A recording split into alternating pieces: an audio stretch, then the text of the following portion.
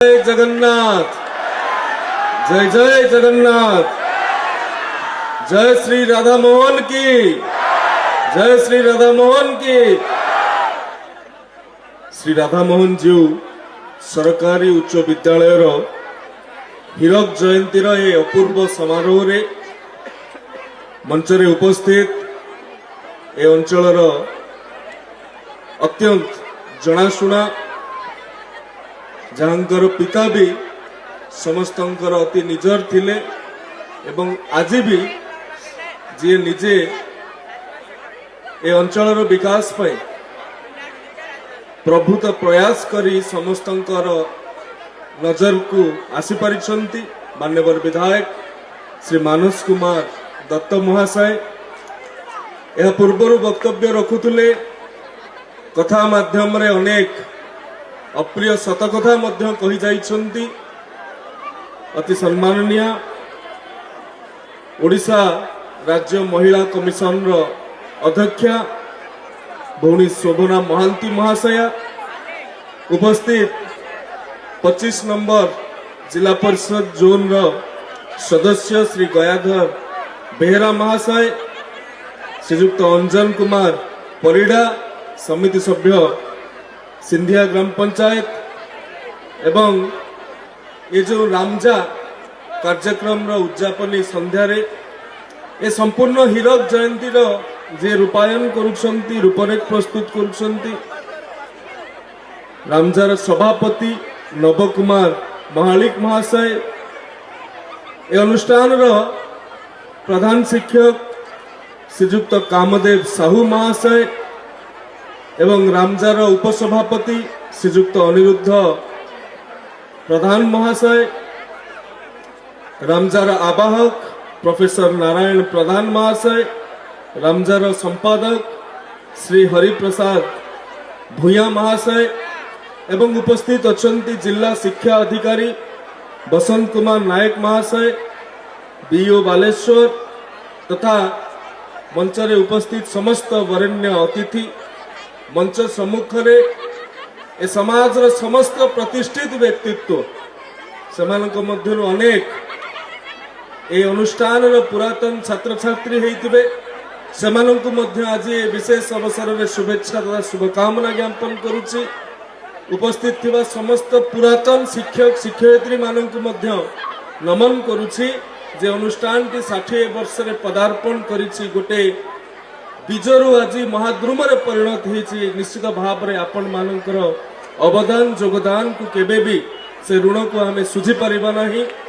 उपस्थित थिबा समस्त पुरातन छात्र परिषद रो सदस्य सदस्य आज जो माने शिक्षक शिक्षयित्री अछंती समस्त को मो तरफ कृतज्ञता साधुवाद।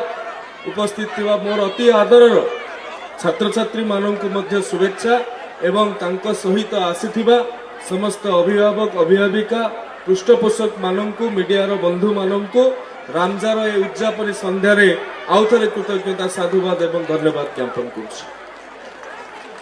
बंधुगण थरे चिंता कले 60 वर्ष तले गोटे अनुष्ठान केमिति गढ़ा होइथिबो एवं से अनुष्ठान को किए गढ़ी थिबे केमिति गढ़ा होइथिबो किए गढ़ी थिबे केते अर्थ रे गढ़ा होइथिबो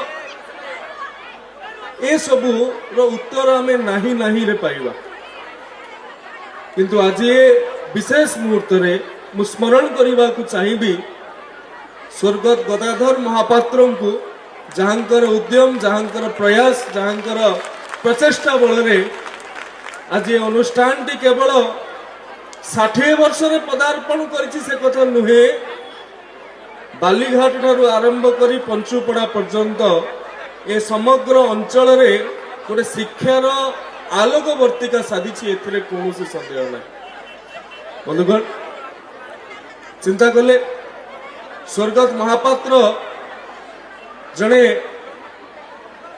होमियोपैथिक सुनामधन्य डाक्टर थिले किंतु से अनुभव करथिले ए अंचल रे शिक्षार आवश्यकता केते अछि।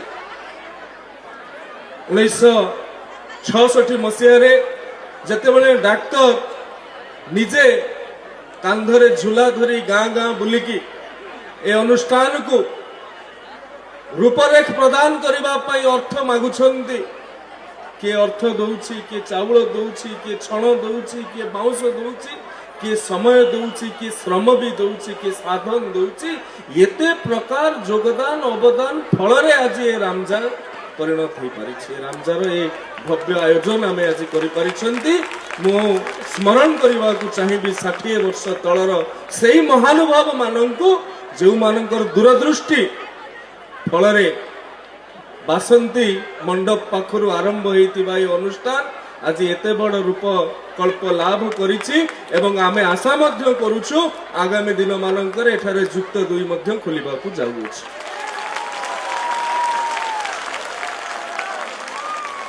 ये संभवपर हो पारि न थांता यदि सेते बेले 60 वर्ष तले स्वाधीनतार किछि वर्ष परे परे जेते बेले ओडिया माने बा भारतीय माने शिक्षा स्वास्थ्य कथा तो दूरर कथा दी बेला पेट पूरा खाइबा पई चिंतित थिले ढोके पी दंडे जी न्याय रे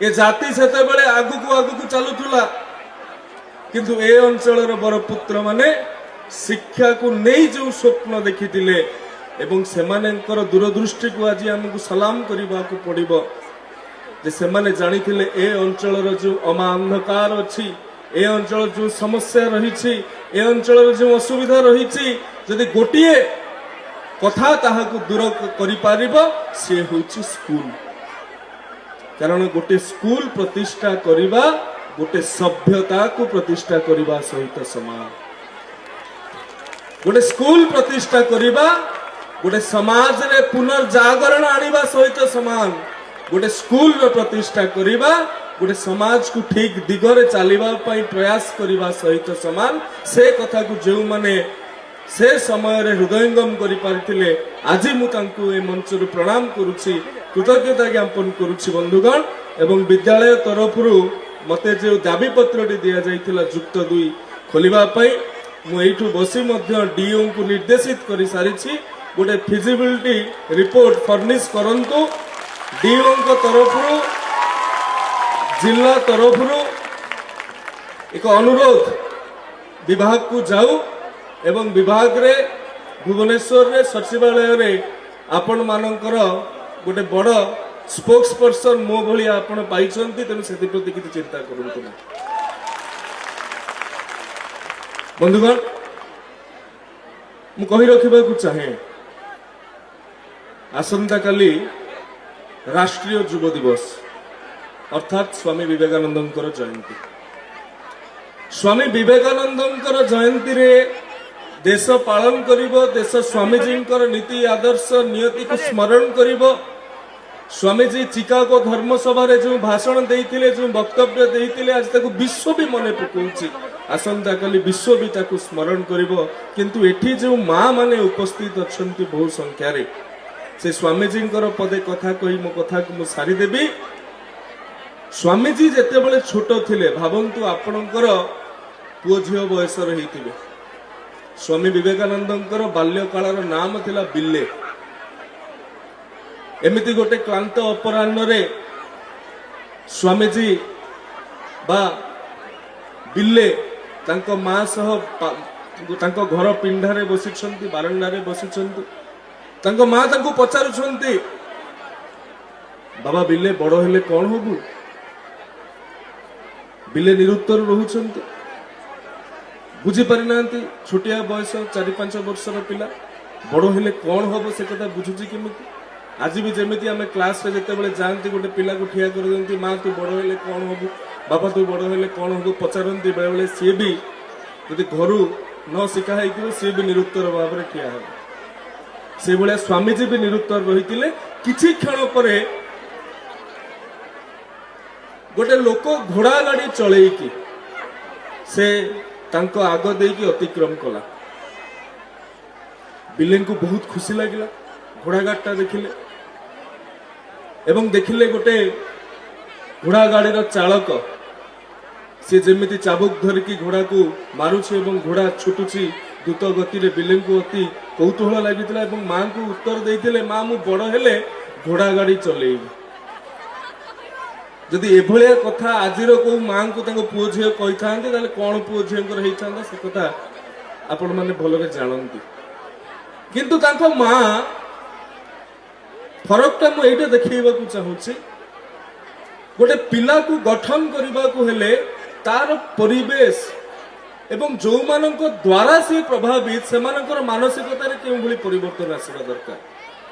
ଯେତେବେଳେ ବିଲେ ଉତ୍ତର ଦେଇଥିଲେ ମୁଁ ବଡ଼ ହେଲେ ଘୋଡ଼ା ଗାଡ଼ି ଚଳେଇବି ବା ସାରଥି ସାଜିବି, ସଙ୍ଗେ ସଙ୍ଗେ ତାଙ୍କ ମା ତା ହାତକୁ ଧରିକି ଠାକୁର ଘରକୁ ନେଇଯାଇଥିଲେ ଏବଂ ଠାକୁର ଘରେ ତାଙ୍କର ଯୋଉ ଫଟୋ ଲାଗିଥିଲା ମହାଭାରତ ଯୁଦ୍ଧ ସମୟର ଫଟୋ, ପ୍ରଭୁ ଶ୍ରୀକୃଷ୍ଣ ଅର୍ଜୁନଙ୍କ ରଥରେ ସାରଥି ସାଜିଥିଲେ। ତାଙ୍କୁ କହିଲେ ବାବୁ ସାରଥି ହବୁ ଯଦି ହୋ ମୋର ଅସୁବିଧା ନାହିଁ, କିନ୍ତୁ ପ୍ରଭୁ ଶ୍ରୀକୃଷ୍ଣଙ୍କ ଭଳିଆ ସାରଥି।